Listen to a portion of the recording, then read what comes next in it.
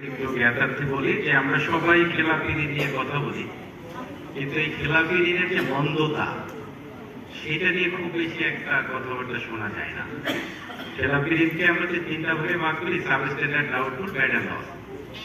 এর মধ্যে যত সামনের দিকে যাব, ব্যাড অ্যান্ড লস হলো আরো খারাপ। সাবস্ট্যান্ডার্ড একটু খারাপ, ডাউটফুল আরেকটু খারাপ, কিন্তু ব্যাড অ্যান্ড লস সবচেয়ে বেশি খারাপ। এর অংশটুকু কতটুকু সেটা নিয়ে আমাদের অনেকেরই কথাবার্তা খুব কম। আমি গত 3-4 বছরের ডেটা যদি দেই, এটা মোর দেন 85%। তার মানে এগুলো আর কিছুদিন যদি এই অবস্থায় থাকে, এটা অবনমনের দিকে চলে যাবে। তো আমি যখন এটা বললাম যে 85% of our NPL will not be collected or not collectible, তার এক সপ্তাহ পরেই বাংলাদেশ ব্যাংক খবর দিল যে আসলেই তাই, তারা সেটাই মনে করছে। এইগুলো একটা দিক।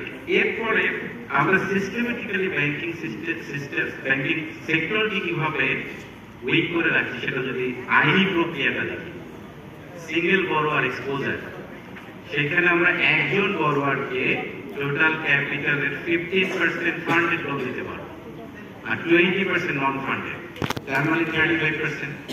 3 জন বড়োয়ার যদি লোন নিয়ে আর টাকা ফেরত না দেয়, তাহলে ব্যাংকের ক্যাপিটাল ইজ ওয়াইপড আউট। যদি হন এক্সপোর্টার ভদ্রলোক, তাহলে তাকে ওই 15% এবং ওই জায়গায় 35%, মানে 50% loan of the total capital একটা ব্যাংকে দিয়ে দিতে পারতেন। 2 জন বড়োয়ার হলে ব্যাংকের কাজ সারা।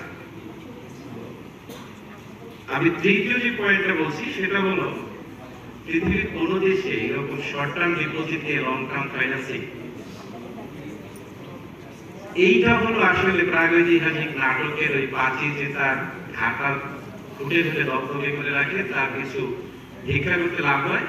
ঠিক একইভাবে আমরা ব্যাংকিং সেক্টরকে ডেভেলপ করতে দেই নাই, কারণ এইটা যদি ডেভেলপ হয় তাহলে ক্যাপিটাল মার্কেটের যারা বিভিন্ন প্রকার লুটপাটের সাথে জড়িত আছে তারা সেটা করতে পারবে না। কারণ ক্যাপিটাল মার্কেট থেকে ফান্ড রেজ করতে গেলে আমাদের অনেক ট্রান্সপারেন্সি, অ্যাকাউন্টেবিলিটি এবং কমপ্লেক্সিটির মধ্যে দিয়ে যেতে হয়। সেটা আমরা যেতে চাই না, এবং ব্যাংকিং সেক্টর থেকে টাকা নিয়ে সেই টাকাটা আমরা ফেরত দিচ্ছি না। তো মূল সমস্যা হলো 1973 সালে আমাদের পার্লামেন্টের 30% ছিলেন ব্যবসায়ী এমপি। 2018 সালে সেটা হয়ে গেল 61%, এবং 2024 সালে এসে 67%।